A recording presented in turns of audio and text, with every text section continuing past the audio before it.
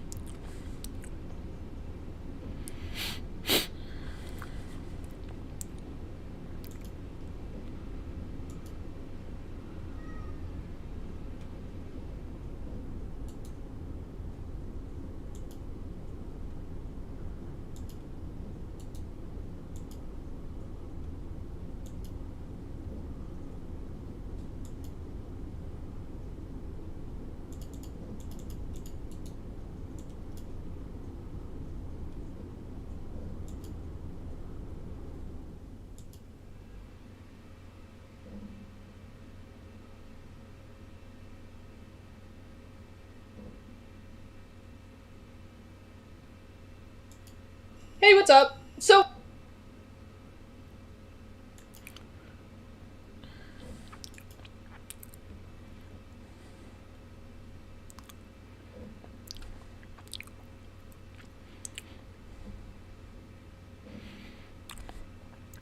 Hmm.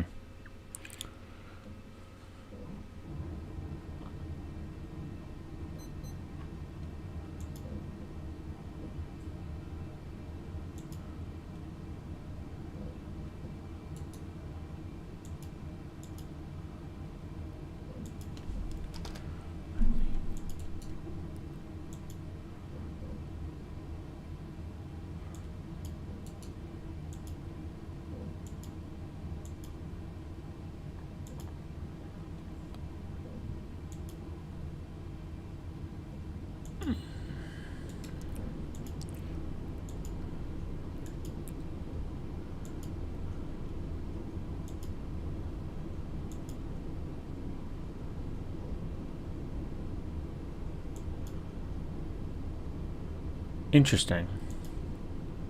It doesn't seem...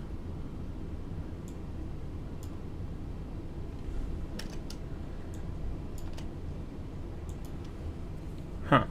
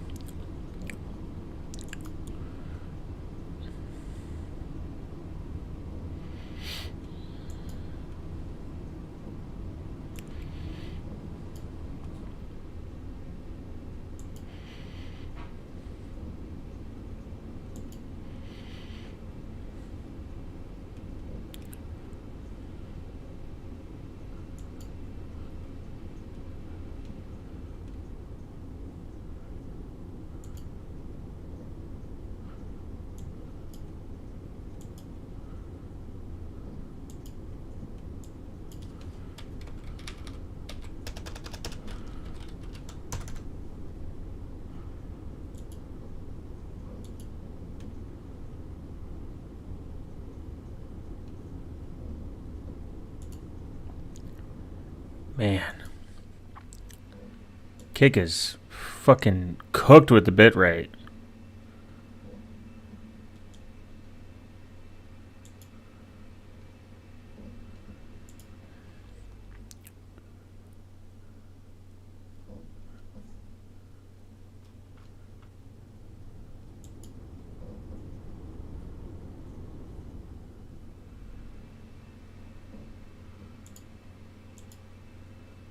Alright. Oh, nice. Notify me fucking works. Why does it tell me that bitrate is so high when it's not?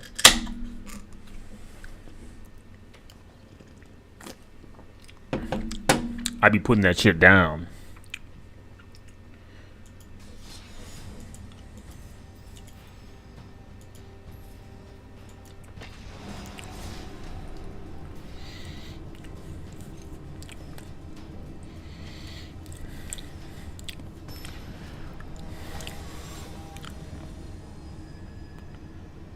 I'm gonna start writing soon.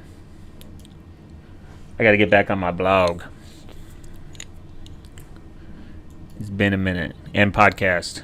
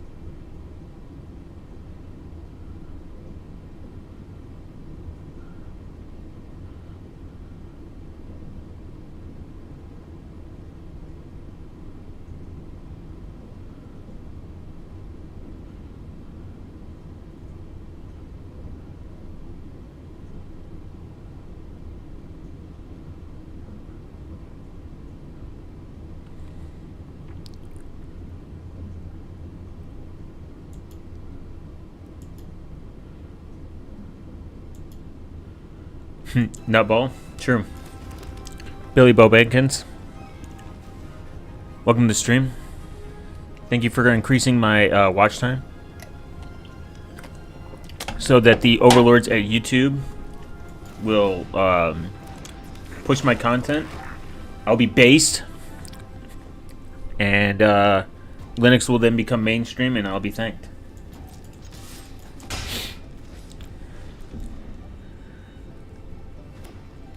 RIP on the Cubes OS not liking a 2K display. I'm retarded. I didn't read that. But I take this as a learning moment. And that learning moment is I had to make I wouldn't say a lot of adjustments, but definitely some.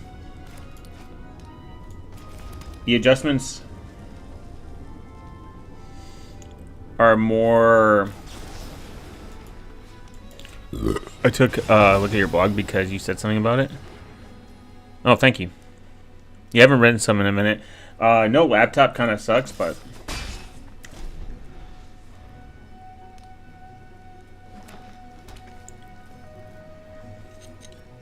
it's more where I can just. I kind of like it because I mean, writing is kind of not my strongest suit, and it forces me to write. I think the stream delay is back, probably. I need to fix my bitrate. Well, the last time I was streaming, I was doing directly on YouTube.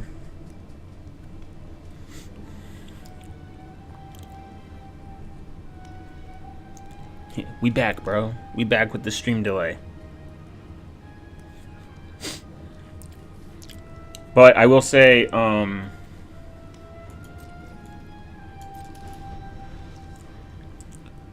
the Nova Custom, excellent laptop. Should have not picked a 2K display. I will agree. But I'm going to now diss Monero. Chat is still there. Awesome, thank you. As it should be. I would rather take Monero donations than make a split cut with YouTube and have to hand over any information. But I will say that this is more of a going to be more of a learning experience. I learned how to adjust some of the windows and make it very usable. But I think I'm going to do some distro hopping for a while.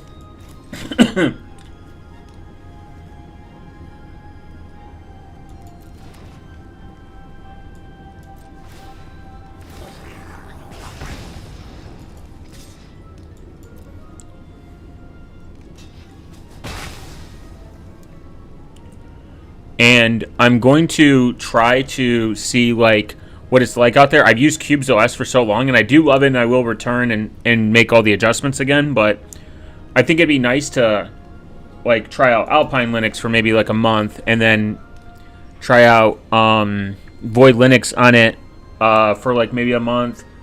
Maybe some other Linux distros I haven't touched, but I will not do Linux, man. I'm not that down bad. I'm not down that bad, guys.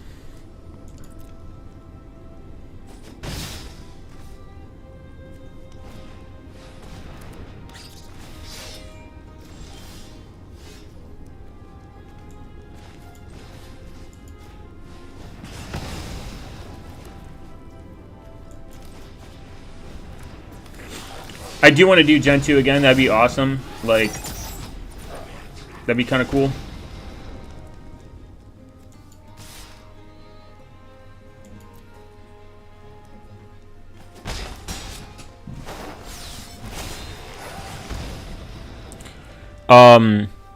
Not just Gen 2, either. I really want to try out OpenSUSE. I didn't really, the most I've used OpenSUSE with is on my phone. Unironically, I used OpenSUSE. But it would be kind of cool to, like, run it, like, maybe like Tumbleweed or something. I still think CubesOS is, I still think CubesOS is the best option, but Hard Musil Gen 2 would be sick on that laptop. Yeah, it'd be kind of cool to do, like, something with Musil. That'd be kind of sick. Core boot's great, though. I like it. No cap.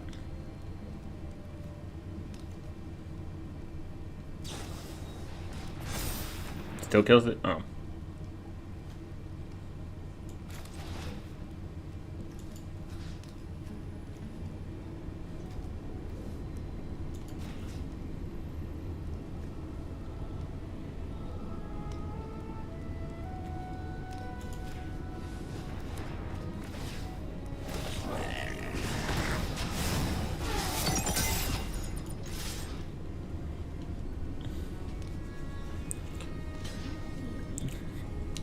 Maybe I can go through.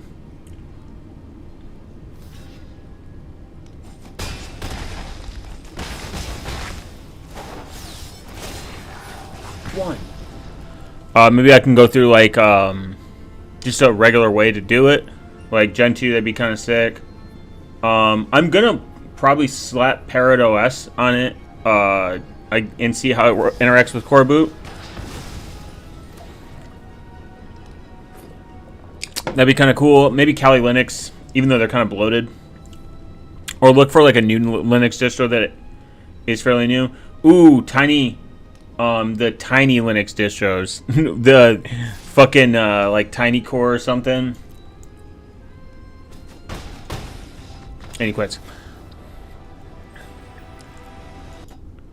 Let's see.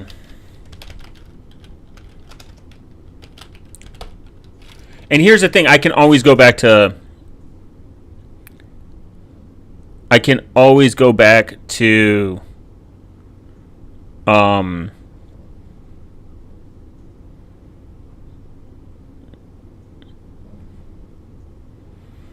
CubesOS.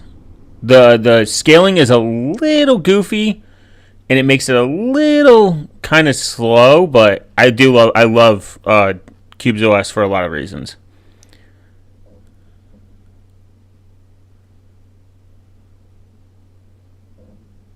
And why is this shit based on Debian? I hate Debian. Casio OS is now #1 for some reason. Casio OS is a psyop, guys.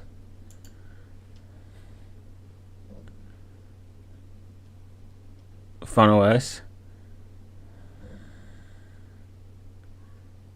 OpenBSD, guys. Cubes on the rise.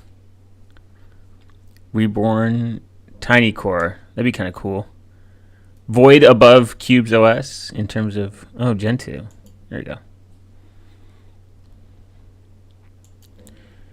The only thing that I'm...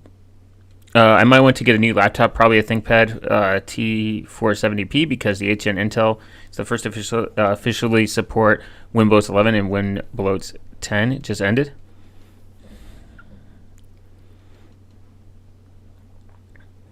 Are you going to install Windows?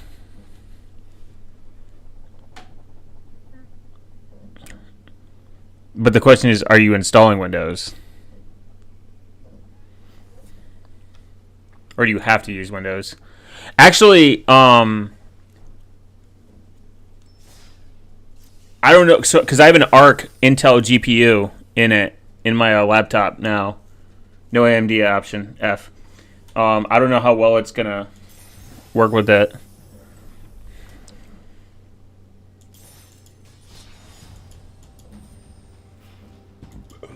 Again, Cubes is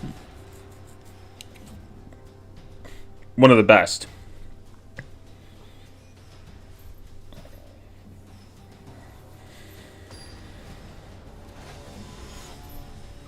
And like I said, it's usable. It's usable with KDE Plasma, surprisingly. XFCE is not being sexy. I wish Wayland would work. And like I said, I'm going to keep this for such a long time that hopefully in the future the scaling issue becomes less of a problem and Wayland stops sucking in cubes. I asked their Discord, their Element chat, and no one answered.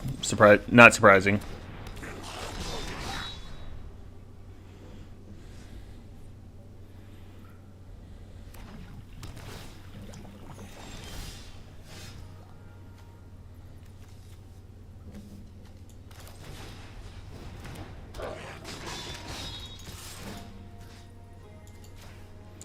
Wayland sucks, cubes or not. Wayland sucks, and it doesn't suck cubes. It just sucks inside cubes. I dual boot Windows 10, and I'm debating updating because Windows 11 seems like mega spyware. Why even use Windows at that point? If it's software, I mean Wimbo apparently solves it.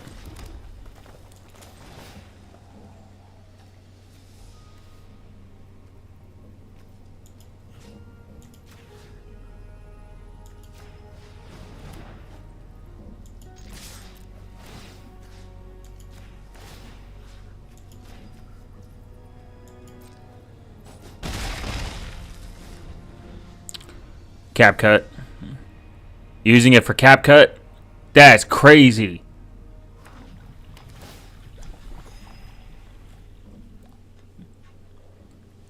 I mean, I don't know if Wimbo works with CapCut.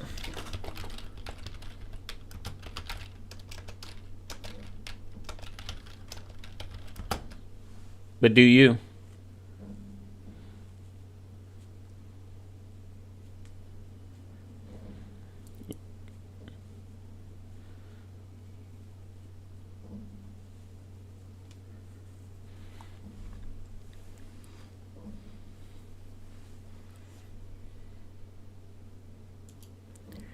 Kdenlive is too hard to learn. True.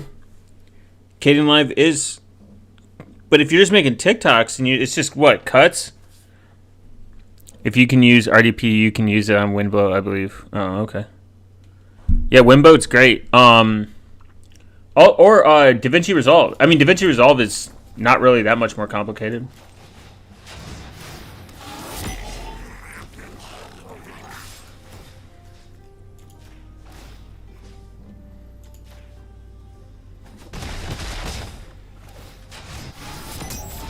Kdenlive is a little annoying at first, but I don't know.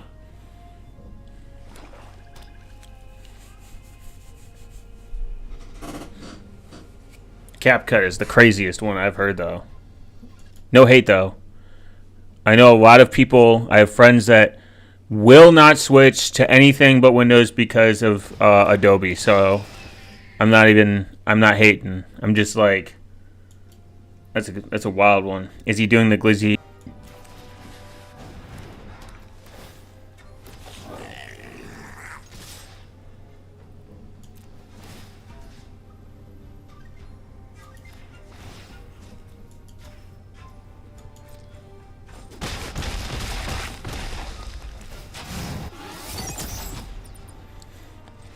I'm trying to think of well, I'm going to say this.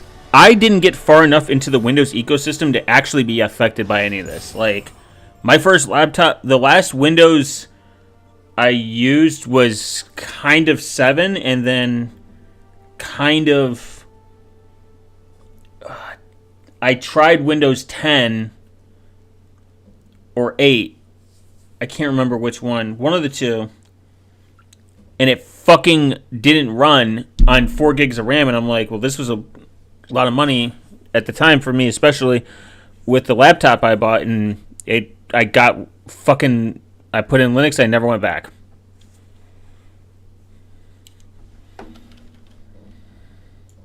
When was Windows 8 released? Remember Windows 8.1?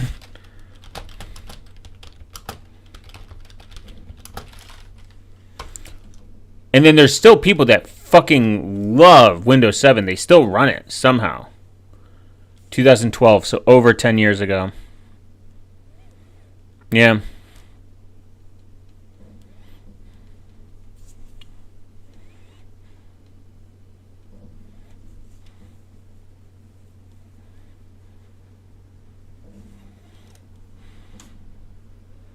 Yep, that sounds about right.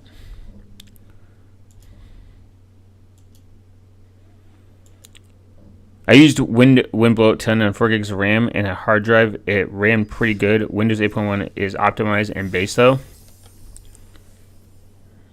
Mine would not run, I promise. It was dog shit. It was also probably a really bad Pentium processor. The Windows 10 Bloat hard drive edition was slower than WinBloat. Yeah, Windows. I did not have ever a good experience on Windows, and I'm like, what can I do to change this? And the internet was like, install Linux, sir. And I'm like, all right, cool.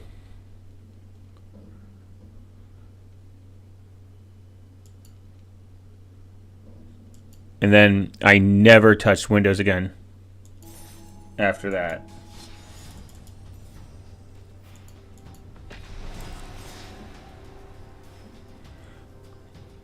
I would even say that, again, I know I've listened to streamers and like hardcore Windows fans, and they're like, I still use Windows 7, which I don't know why. At that point, like, just install Linux, buddy.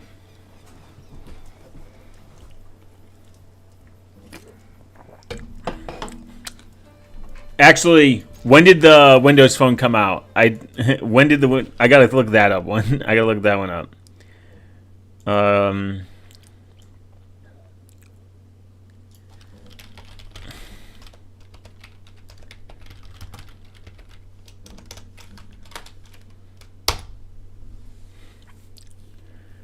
2012. No, 2010. Okay, so the operating system was also released in the United States in November 2010. Yeah. Never mind, guys. Yeah, that was right. So,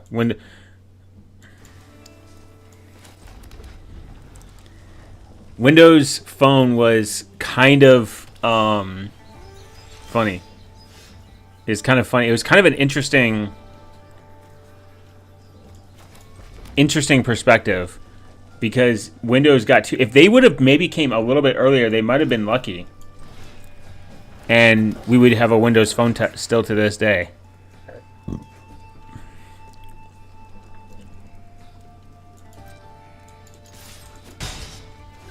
But a year after my CPU released on Amazon.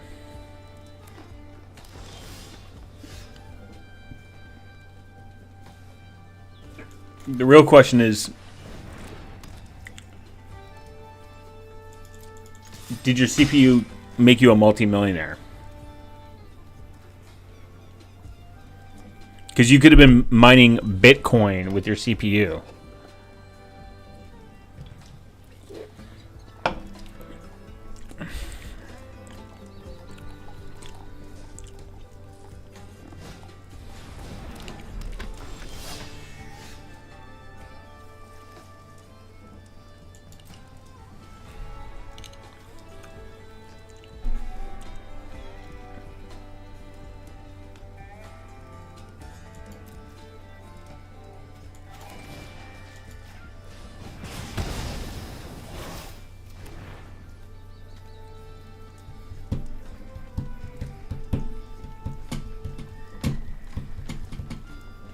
Alright, we're going to end our turn.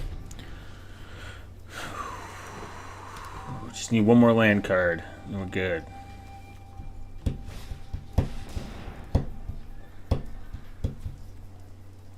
Damn.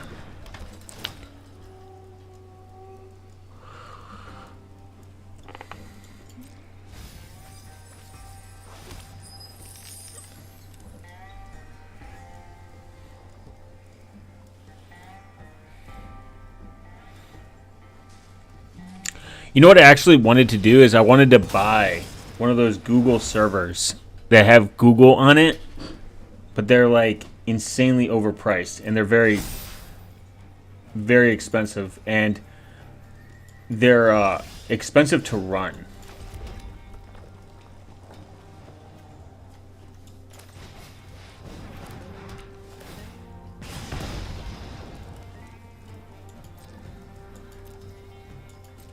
Like they're very expensive to run because of like the hardware in there. Like desktop, like mini CPUs, like mini servers or like mini desktop PCs. They're good for servers now. They weren't like a long time ago, but now like you can run really good performance stuff pretty much out the gate.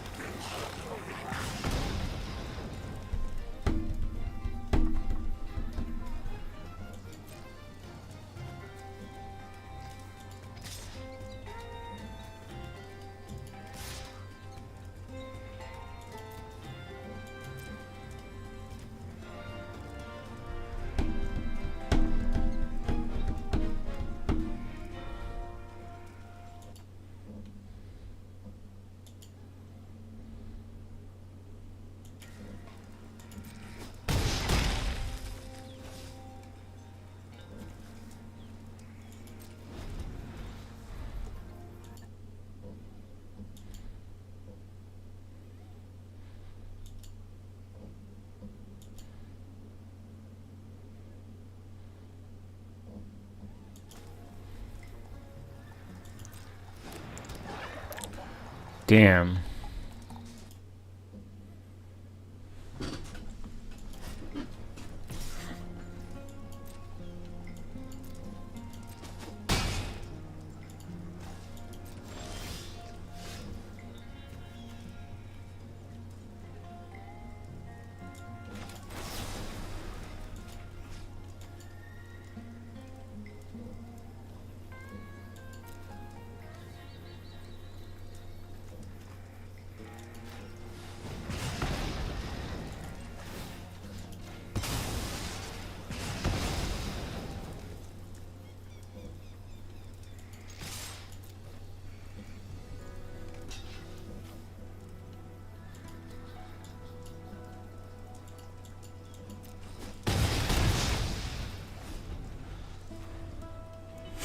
Hell yeah. Cooked, bitch.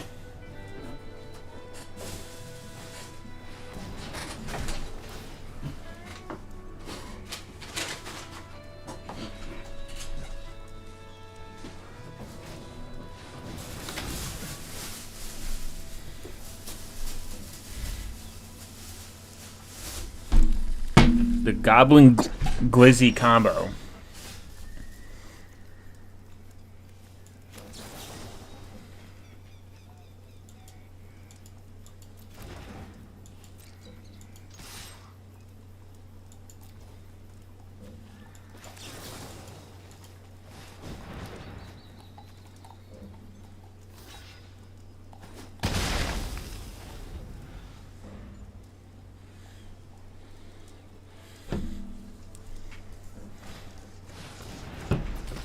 Oh, damn.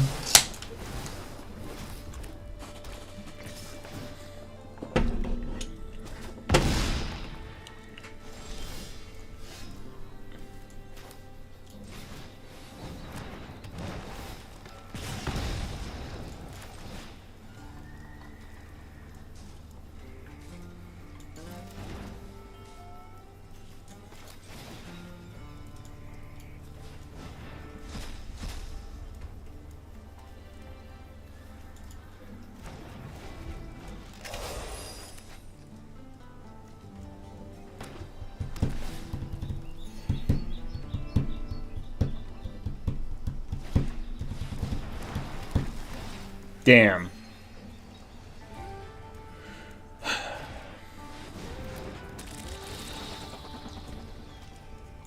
Alright, I'm cooked. Not enough land. The lack of land in this game is the real killer.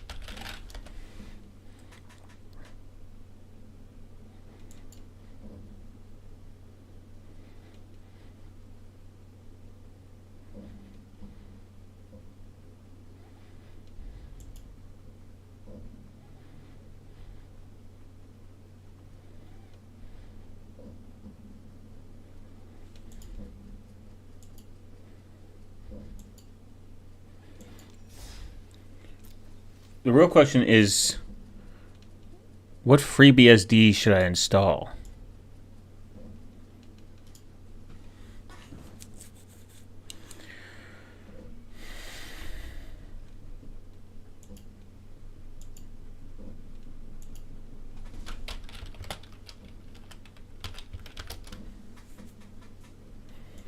Or should I do OpenBSD?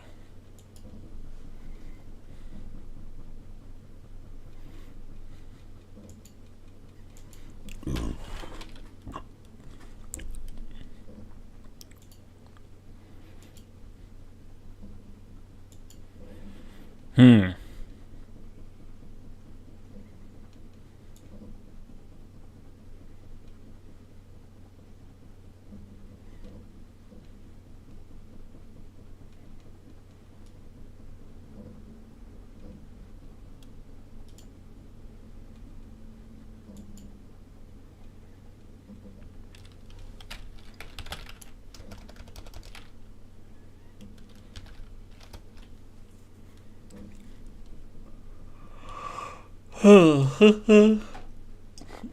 Theo Durant has announced OpenBSD 7.8, the latest regular biannual updates of the project's free multi-platform 4.4 BSD-based Unix operating system version.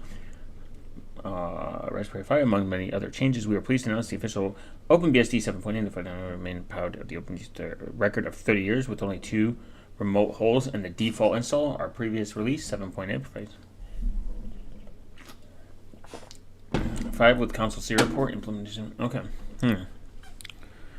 Interesting.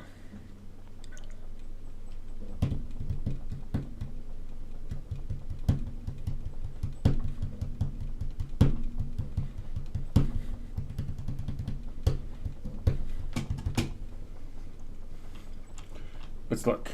Debian, Endover, Ubuntu, Big Linux. This is the bloated version. Brazilian Linux distribution located in Brazil. Based on Ubuntu. But starting in 2016, the distribution was reborn on Deepin, based on Deepin, then offers okay, interesting.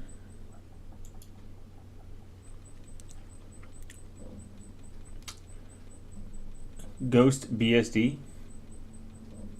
Occiano Gen 2.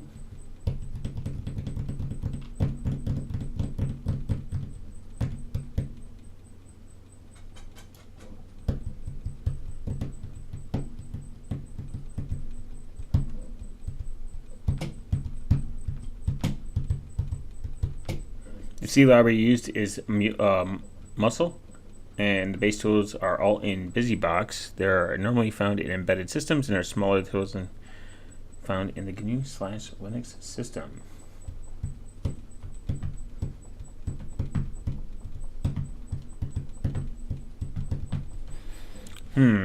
Interesting.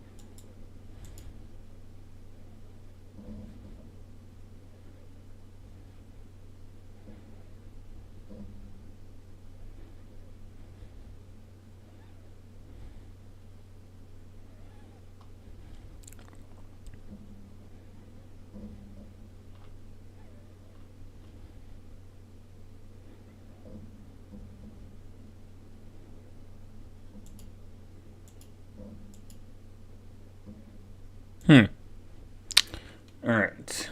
Alpine based.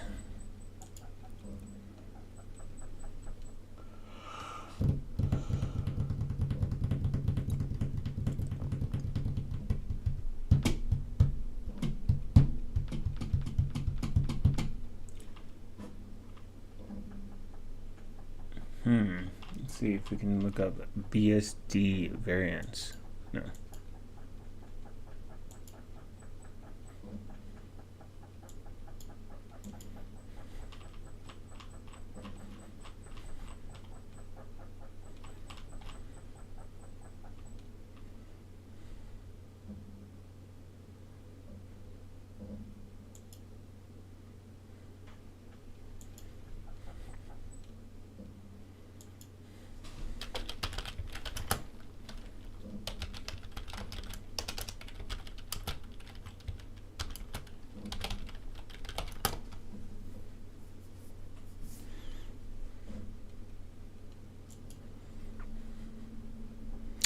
FreeBSD aims to make operating usable for any purpose intended to run a wide variety of applications. EGZUs contain cutting-edge features and highly scalable, including for network servers and very high loads. FreeBSD is a free software project, prefers the FreeBSD license. However, there are some acceptable non-disclosure agreements, NDAs, and included limited number of non-free hardware abstraction layer modules. Oh, okay.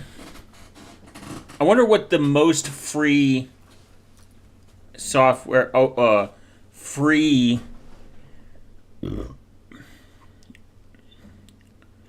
Oh, this says OpenRC.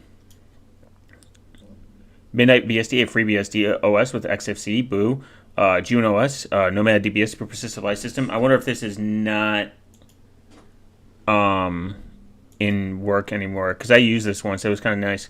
Hardened BSD. Hardened BSD is a security enhanced fork of BSD.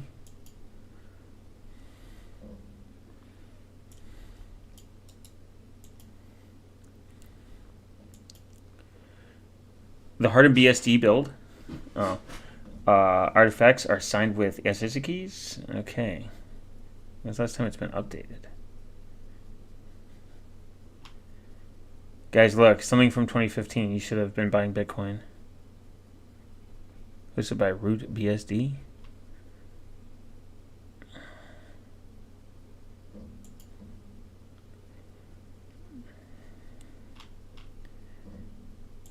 Repos. Okay.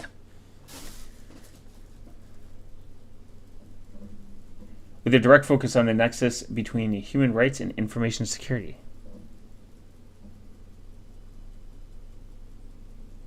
Huh. Projects?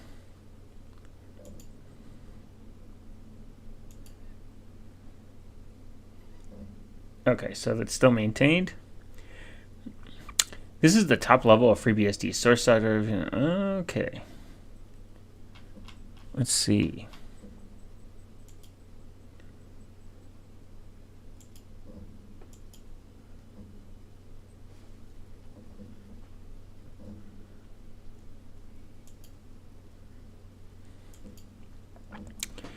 I'm using Ghost BSD. I like it. It's quite user-friendly. I searched out what's the most secure OS and found two. The first one is OpenBSD, and the second is Hardened BSD. I care a lot about security, so I'm curious. You should be using cubes then, as it's based on Hardened BSD. I'm at the moment using 4G internet. I'm stuck with ISP router. In the future, I'm going to use a fiber connection. If OpenSense is based on Hardened BSD, I'll definitely use OpenSense. My plan was to use PFSense, but I guess OpenSense is more secure. Thanks for the info. I mean, I like both and both. You might get more feedback. Not for much longer. Don't be scared. OP is probably talking about ASR.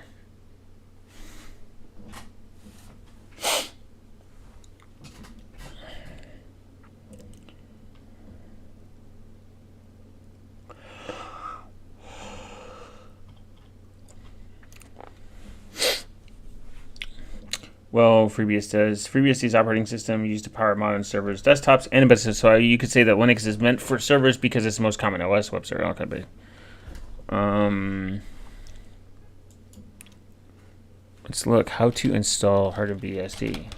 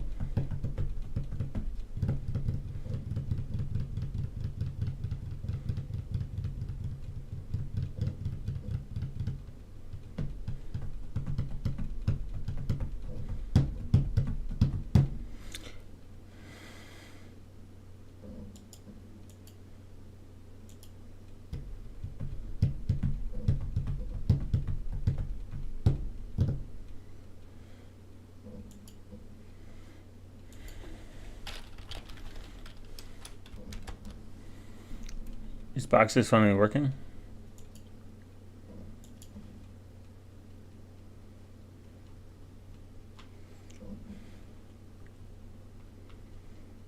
Alpine based.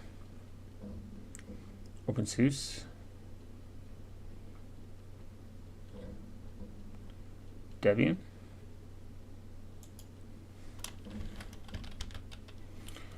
OpenBSD. x84. Okay.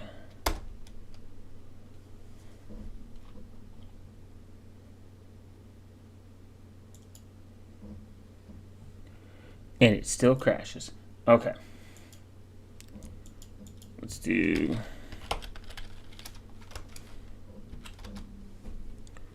this.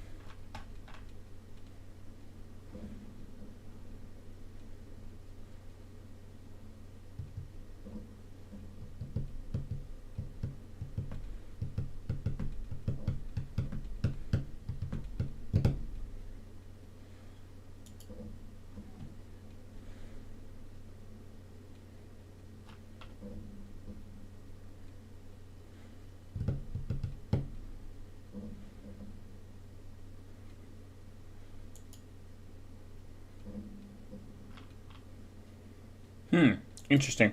Yeah, I'll definitely check out FreeBSD or hardened BSD. That'd be kind of cool.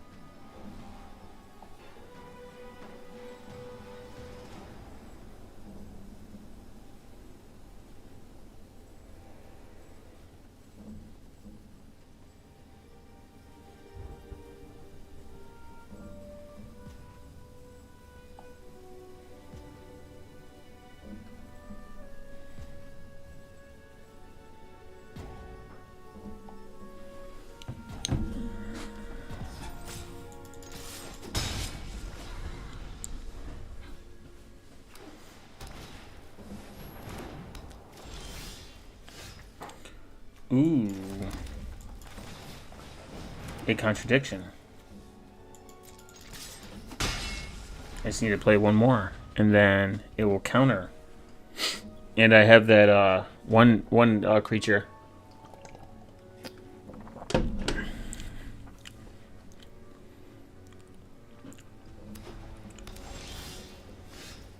Nice.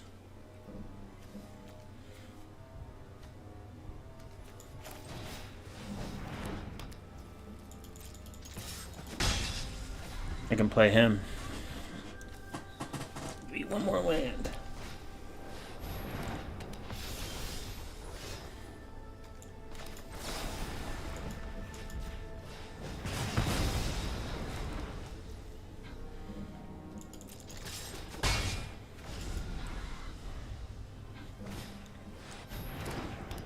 Damn.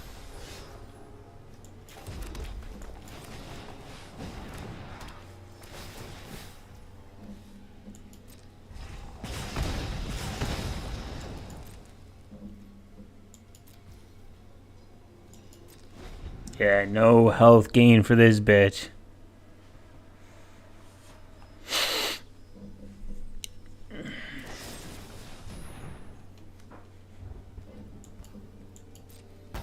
Damn.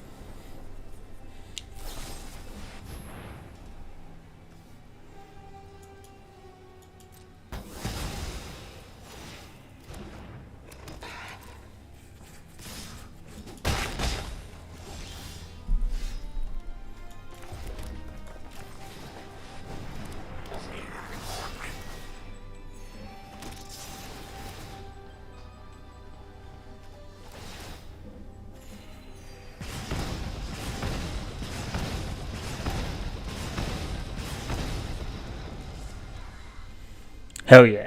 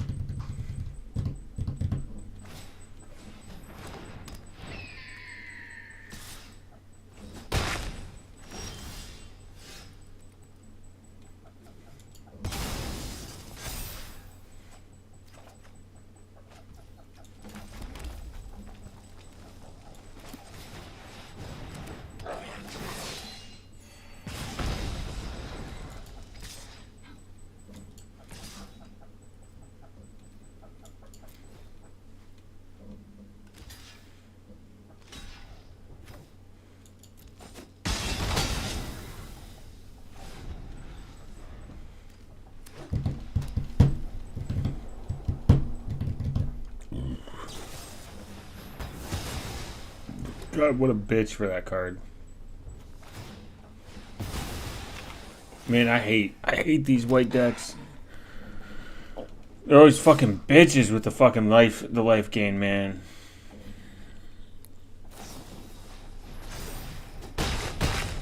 Literally fucking pussies.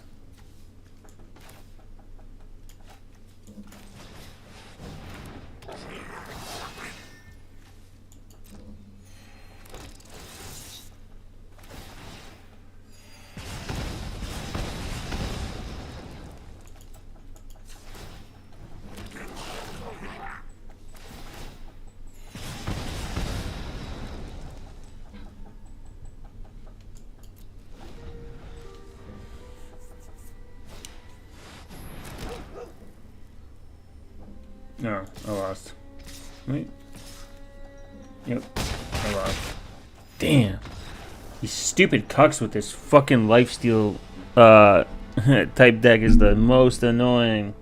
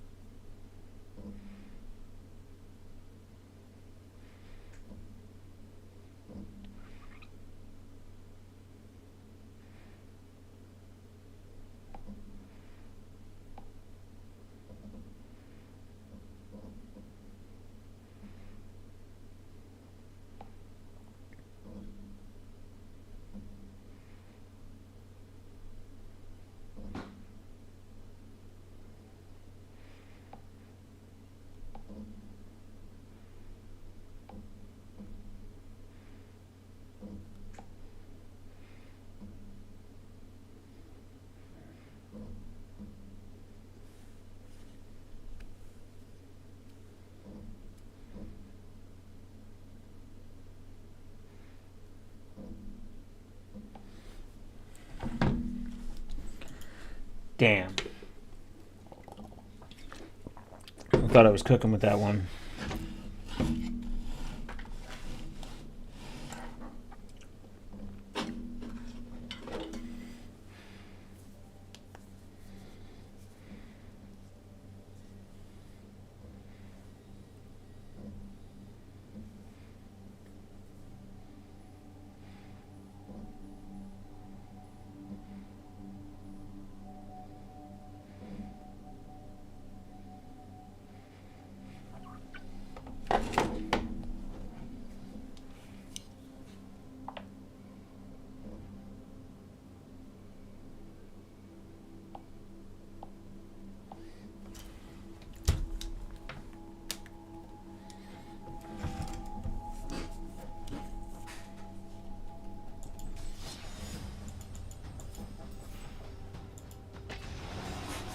We're gonna do it again.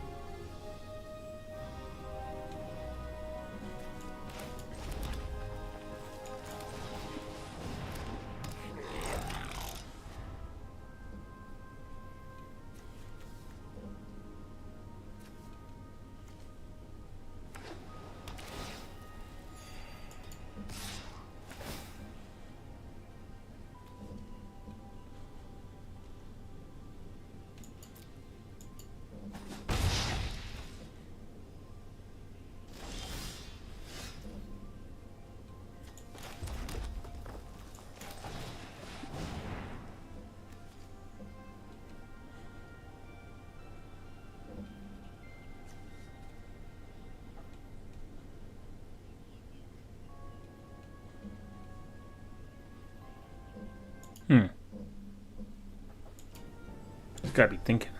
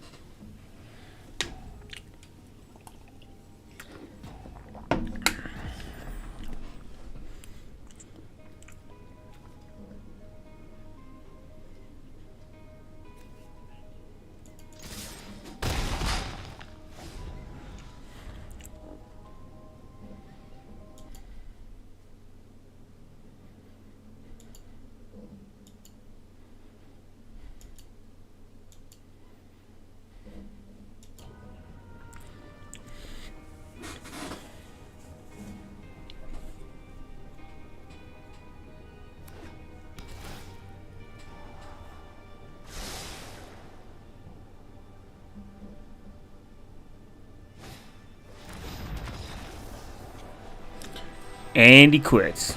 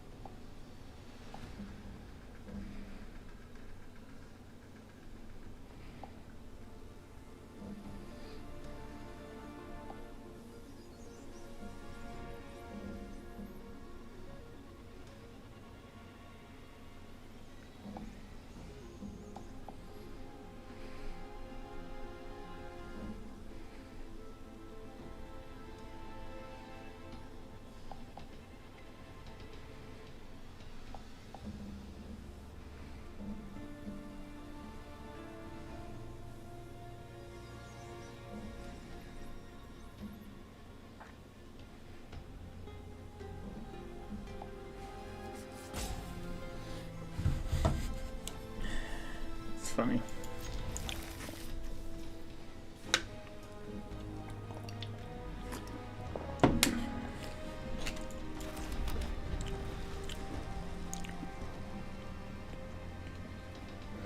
Okay, I need 4. Yeah. 4 lands. So right here, I want to get these 2 guys out. This is gonna be a bit of a long one, like a long stretch. Ooh.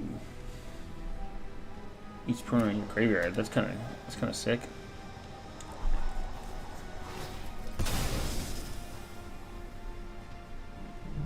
Does that count?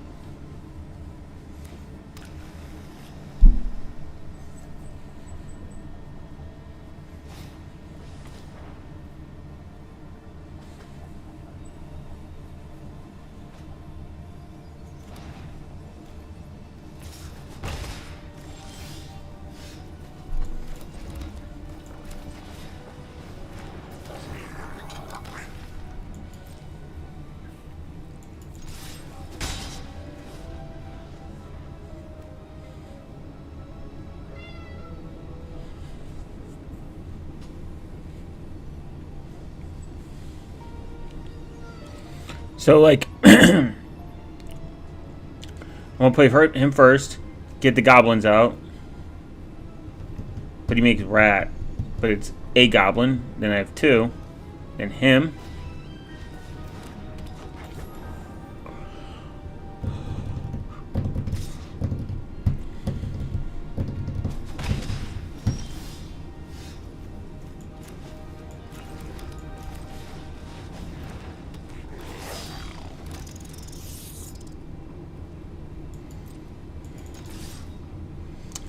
Kind of silly to sacrifice this. Be sacrificing a land. Just take the hit.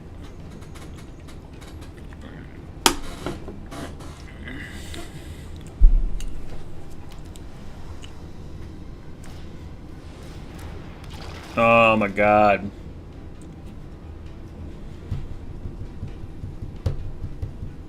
Doesn't this have indestructible?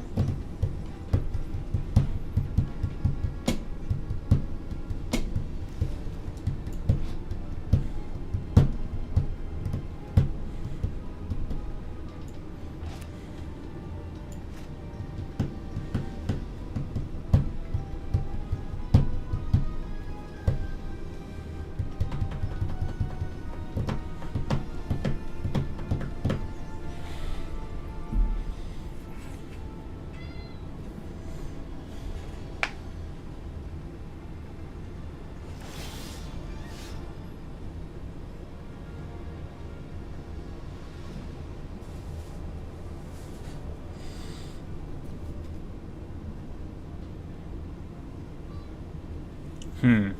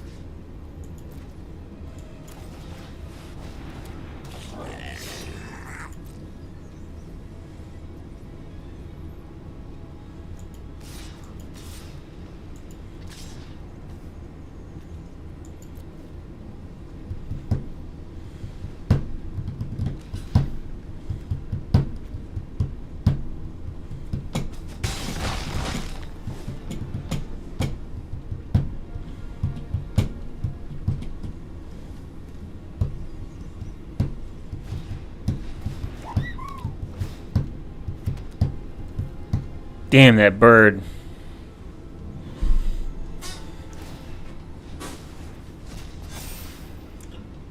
Oh no.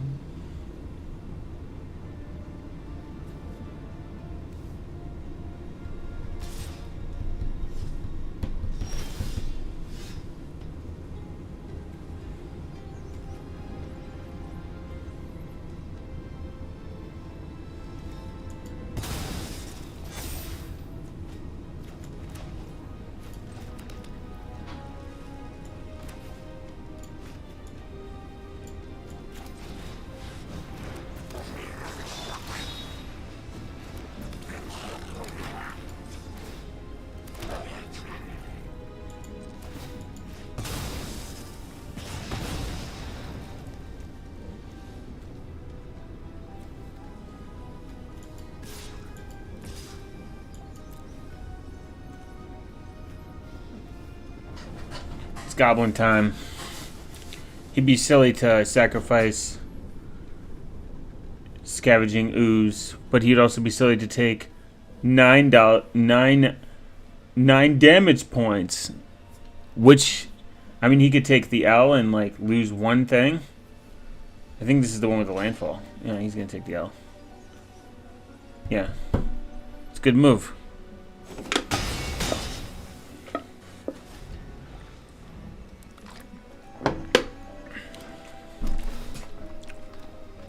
Gets landfall. 3-2.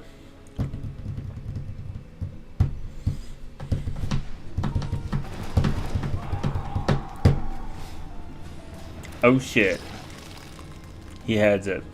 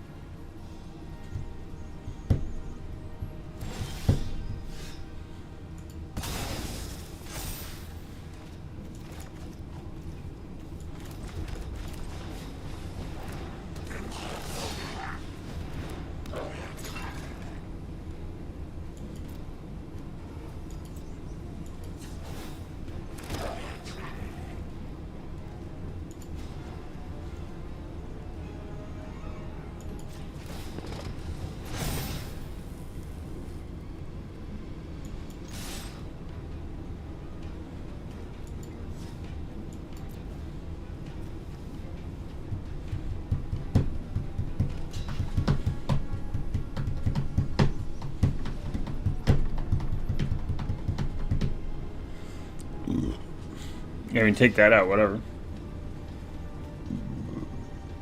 You'll be left with less monsters. You have to overwhelm them. Overwhelm your opponent. Make them regret doing this.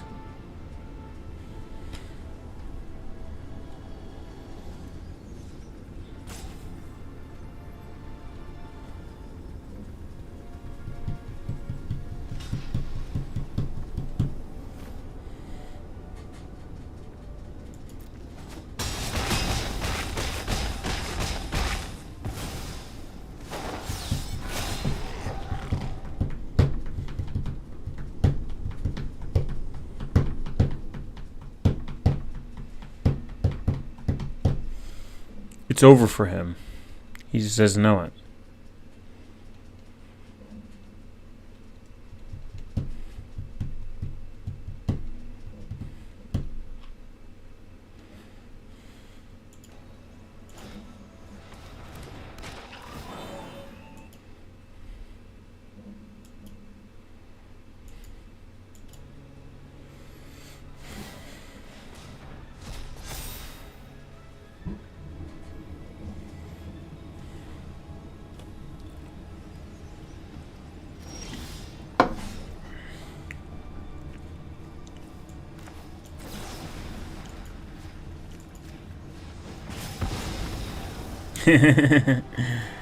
Cooked.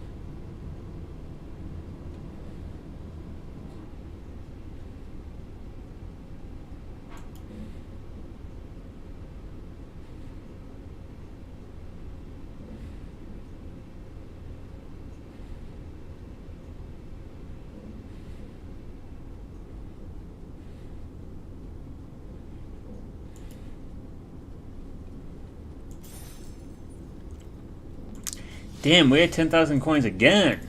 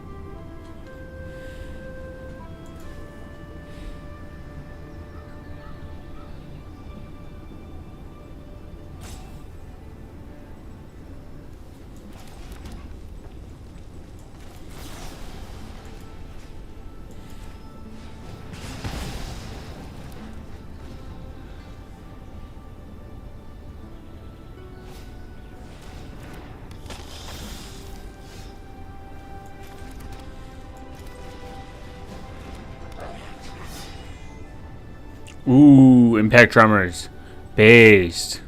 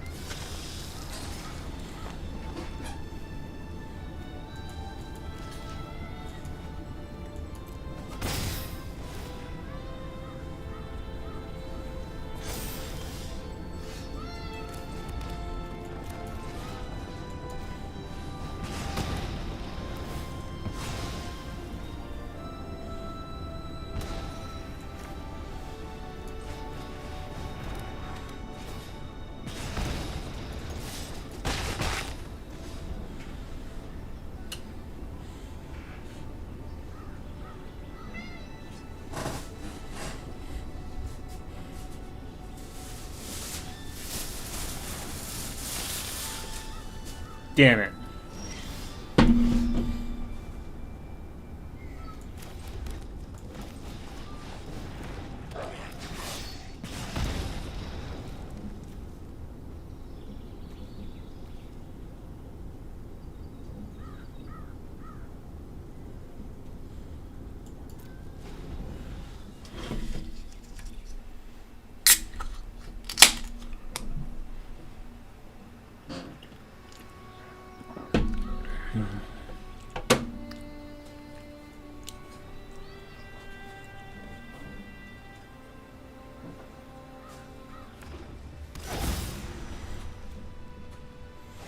Vampire time.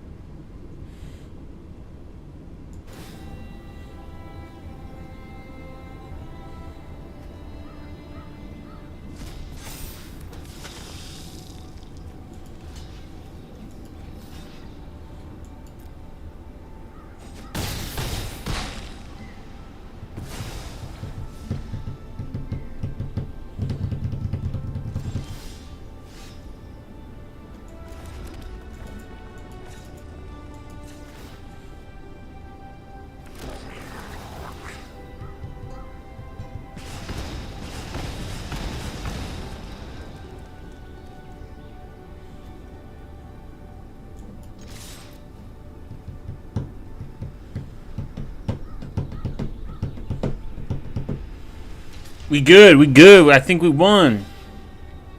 Never mind.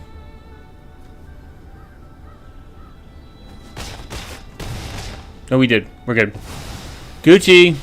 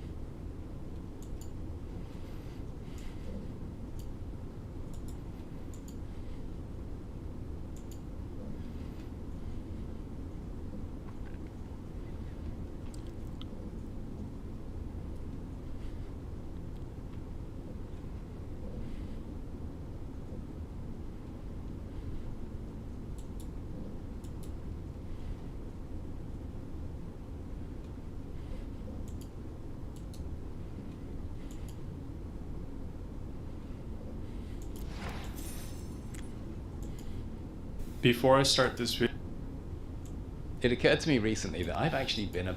Whoa.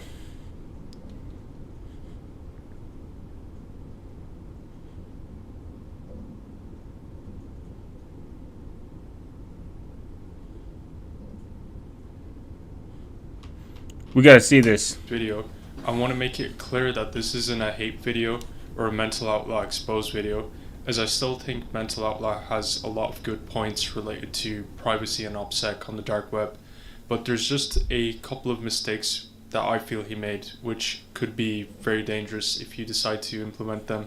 So in this video, I'm going to be covering... Remember, I gotta stop every 30 seconds in order to appease copyright law. This is kind of interesting, because I have pointed out that I think that there is a lot of FUD on the internet when it comes to privacy and security. And this isn't coming from like an expert review. This is coming from like a nuanced perspective, like where I hear other people's opinion and I apply some tiny amount of logic to it. I mean, Mental Outlaw has been on YouTube for, especially in this space, for quite a while, and he has a huge following. And this kind of huge following causes sometimes shit to go to your head. Again, I haven't watched this video. I haven't pre-watched this video or anything. But this is something also that people get wrong. Because we live in a paranoid, everything can be hacked kind of era of the internet, and you don't know what's bots and you don't know what isn't bots. A lot of people feed into this algorithmic view that everything has been hacked, everything is compromised, there's no such thing as privacy, there's no such thing as security, Linux is unhackable, kind of thing, and that's not really true. From a privacy standpoint, Linux is probably far better. From a security standpoint, Linux is not better. Most of the time it is either Windows or Mac. I think Windows and Mac have good security engineers that care about security at the end of the day, even though we see a daily breach of how Windows, another vulnerability in Windows, and Linux gets less coverage, but it's also not as good.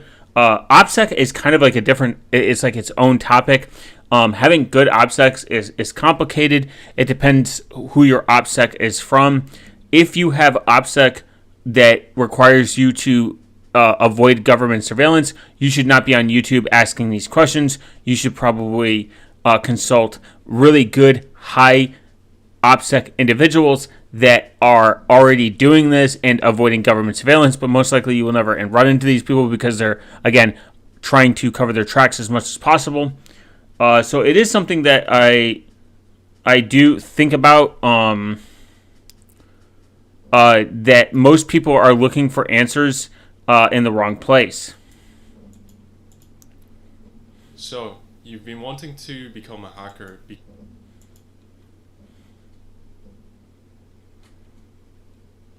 But we will check out this video.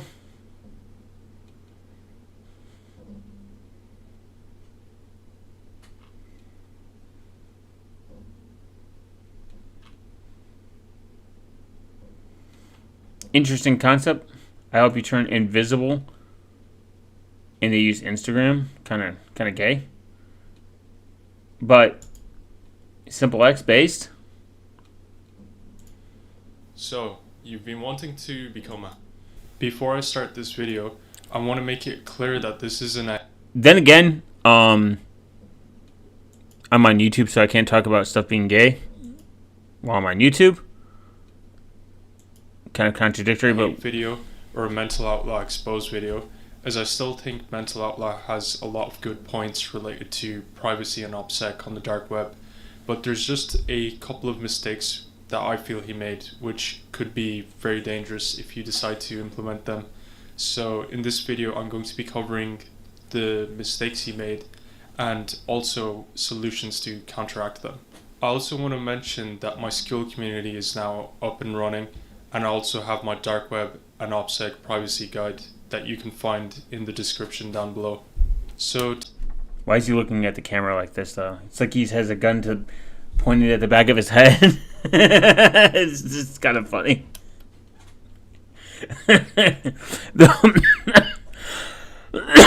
I should be laughing. Most people are not good at talking to the camera, aka me. A lot of drama surrounding Tor, especially coming from Sam Bent's videos on the topic.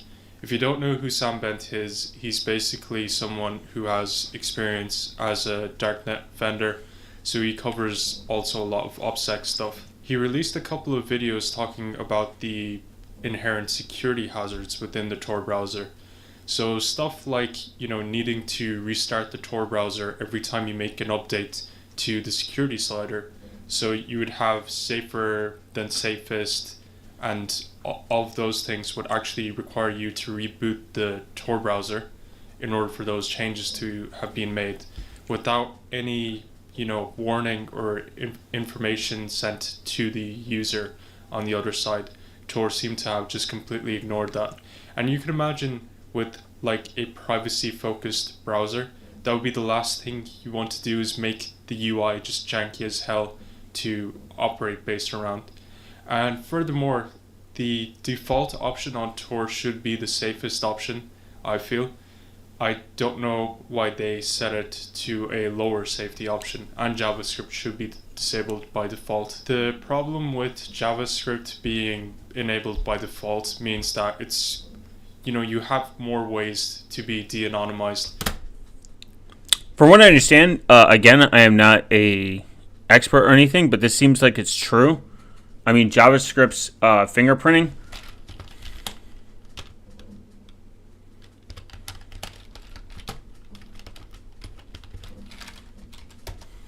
is pretty insane. JavaScript fingerprinting is a technique used to create a unique identifier for the user's device or browser by collecting various attributes from the client side. The process typically involves running a small JavaScript snippet that generates data such as user agent string, screen resolution, time zone, install plugins, language settings, hardware details, number of CPU cores, or device pixel ratio. These collections between data points are combined and hashed into a unit form a unique digital signature, often referred to as a fingerprint. This is something that people don't understand when it comes. This is why, like a small rant and a basic understanding of how browsers work. Unless everybody on the planet has the same browser, you are unique. It doesn't matter what anti-fingerprint bullshit that they pass off to you. It doesn't matter what plugin that you put in. You are then creating a unique fingerprint. JavaScript is very powerful. This is why Tor, the Tor browser for the longest time, has always been, always says disable JavaScript. JavaScript is a fingerprintable identifier. This is more or less, what's the word I'm looking for? This is more or less a issue with how the web works than just JavaScript alone. A lot of these websites want this data in order to essentially serve ads, maybe get collection and analytic feedback. But again, these are data collected points that could be used to spy on you. Is the tool intended to spy on you? Probably not. But can the tool be used to spy on you? Probably so. This is a fundamental problem with. This is why, when you visit websites on the dark net and you turn off JavaScript, they work because they don't need JavaScript to work. If that makes sense, that is a fundamental thing. If your website is not working because you disable JavaScript, that means the website probably shouldn't be trusted and you should move on. But the more unique you look, aka the more plugins you install, the more identifiable you become, and that's because you're unique. Your browser habits are unique. Even your typing, your typing is unique. Me typing, if I type like this all the time, it's eventually going to be identifiable. Because I type a specific way. Some people type really fast, and they're like, I can't type that fast. But because people can type this fast, and people type that fast, that makes you identifiable. Because you are standing out above or below the average user. This is how law enforcement and federal agencies generally track people down. They look for very standing out above or below the average user, aka your screen resolution. This is why when you boot up the Tor browser, they tell you not to they pretty much tell you, hey, don't change your screen resolution because this makes you identifiable. This is a kind of a common issue with the Tor removing the safest option. That is a concern, and people should pay attention to it. Because this is why I'm a fan of P2P, because everyone looks the same. Everyone is a router, by the way. you could imagine JavaScript as almost like an open sandbox for you to run almost any type of code. And, like you could use telemetry to track and trace down people through JavaScript pretty easily.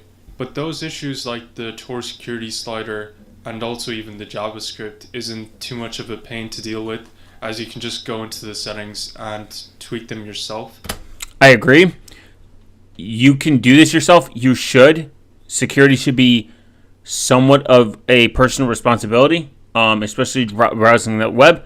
And if you know you're on the darknet, if you're on the darknet and you know that JavaScript is an issue, go and disable it, restart the Tor browser. But the fact that the Tor browser doesn't tell you to do this is a problem, and that should be criticized.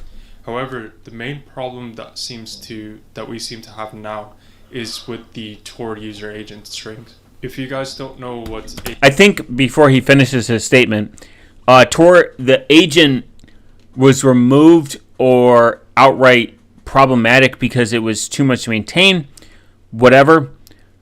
If everyone is using a different operating system, this makes you look unique. An agent essentially takes you and makes you look like you're all using Windows 7. All the screen resolution, everything looks and points like you're using Windows 7. That becomes much more difficult to identify if it's removed and it's like, oh, you're using Linux. We know you're using Linux. A user agent string is, it's basically like a HTTP header, which basically identifies your browser and your operating system and also the versions of each. Now, in normal browsers, your user agent string is actually set to the default. So whatever your operating system is, it will show that operating system. Whatever your browser is, it will show that browser and also the associated versions with it. Inside of the Tor browser, or how it was meant to be before these updates happened, was that you would have a hard-coded user agent that was the same across all devices. So you can imagine even... I'm mad that this man's door is so close to his gaming PC chair.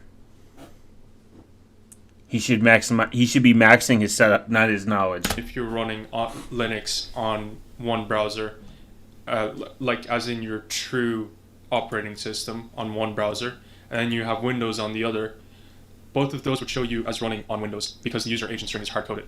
And that's what you need across Tor, because if you show your real operating system and your real browser, that can be used to fingerprint you and track and trace you across websites. So you obviously don't want that. So this is true. That was a benefit of user agents.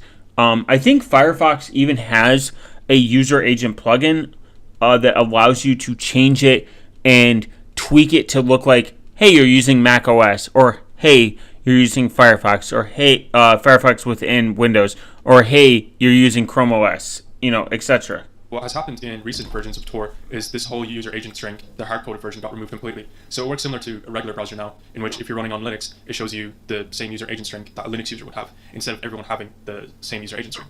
Now you can also imagine, this is pretty shocking to say the least, because you can be tracked and traced across websites simply due to your user agent string. So that's bad news for everyone. And this has sparked a lot of controversy. People are saying oh yeah, Tor might be compromised. Are the feds running Tor?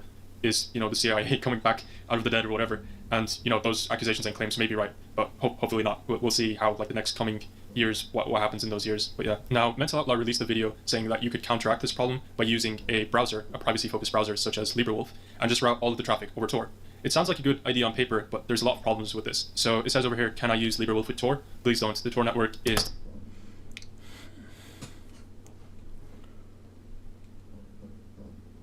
So, I think actually, before this person finishes, I remember going on a Hacker News thread a long time ago, and they talked about how Tor should have been created with Chromium. Chrome in general has better sandboxing, it's more secure, and a lot of people that have worked for Firefox or worked on Firefox says the sandboxing and the security on Firefox is not as good as Tor. This could be slightly outdated by now, but that if Chrome came out now at the same time as Tor should have picked Chrome because Chrome has good sandboxing. Sandboxing leads to better security, and better security generally, in most sense, not always, but leads to better privacy. If you use a different browser for Tor, that is a problem because, again, Tor has a lot of preset configurations that make everyone somewhat look the same.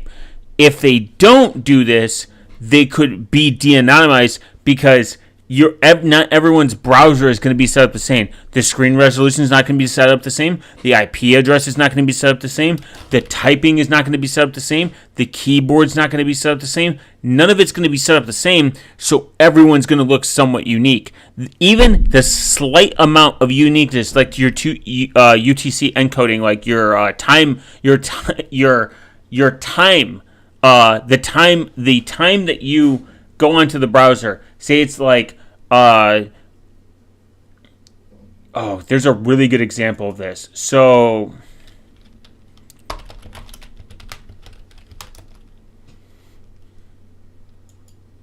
even though this is based on Debian.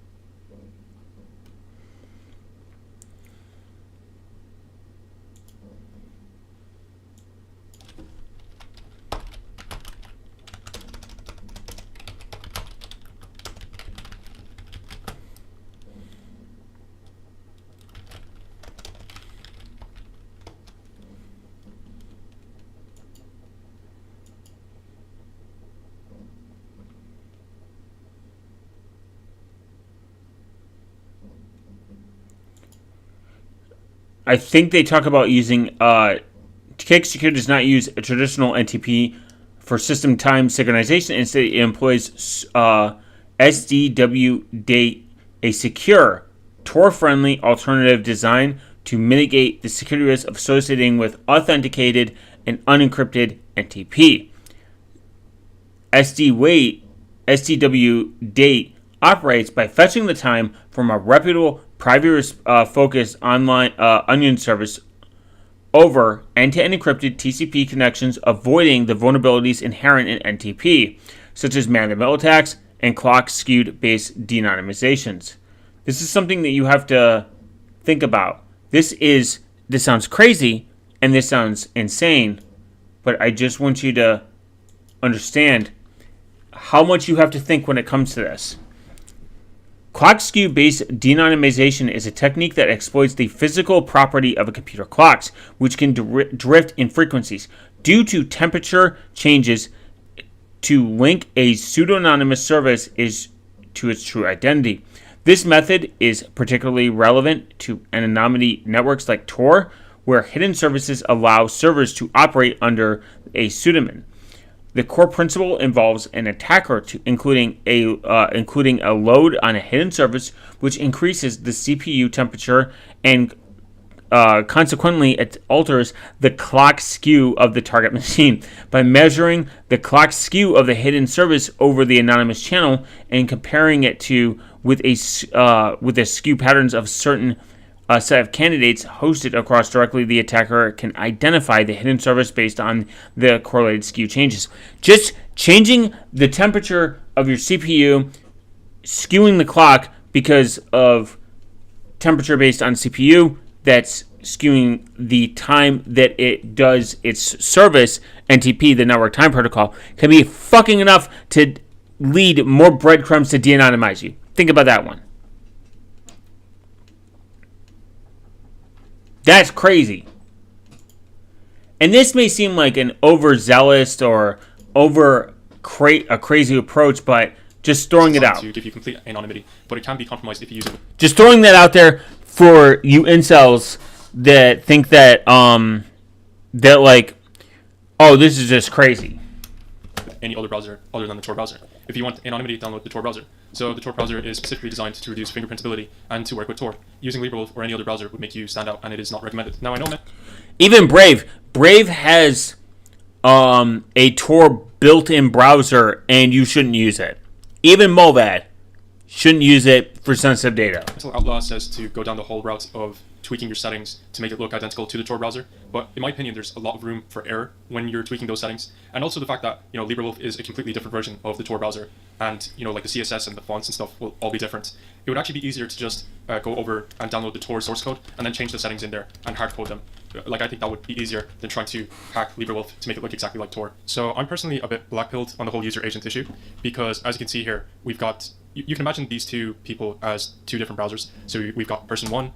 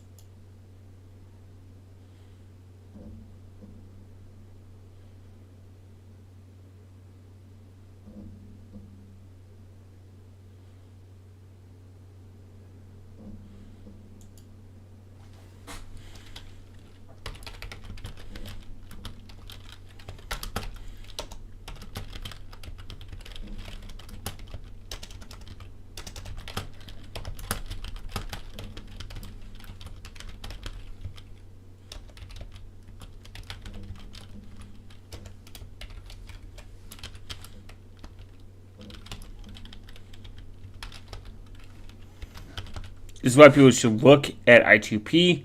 I2P creates a more decentralized perspective, but this is something that you have to kind of understand. The Linux user agent. Like, I2P, everyone is the router. Tor, contrary to popular belief, kind of chooses your hops and your central. They're kind of a decentralized, centralized authority.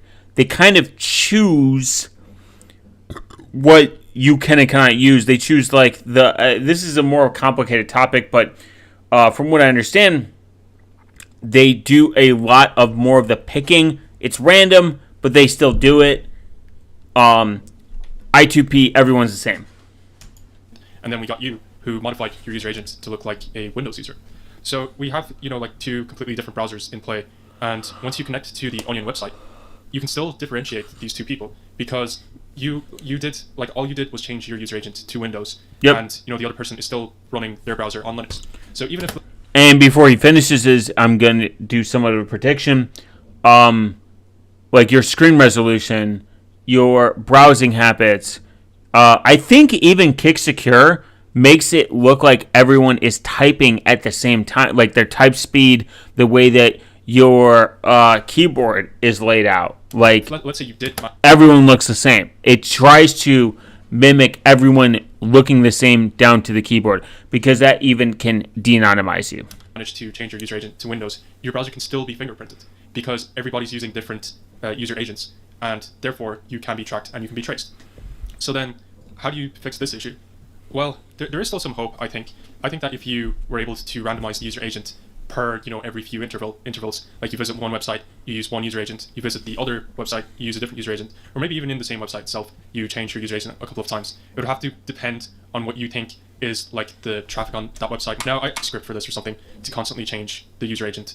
I think that would be, like, a better approach than to just hard code your user agent. Just to change your, if you did randomly change your user agent to, like, Linux, you would easily be identifiable across, like, the multitude of Windows user agents. You would be the only one to stick out. But in this case, where everyone's user agent is different thanks to the updates, it's easier to track you. And that is a big, it randomize your user agent. And I probably wouldn't use the ones that are already available either. Someone browser which could be used to de-anonymize you. So I think if you have JavaScript disabled and Though I would not use someone's script personally.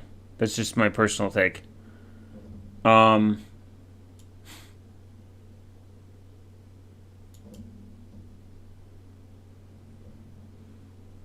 Just saying.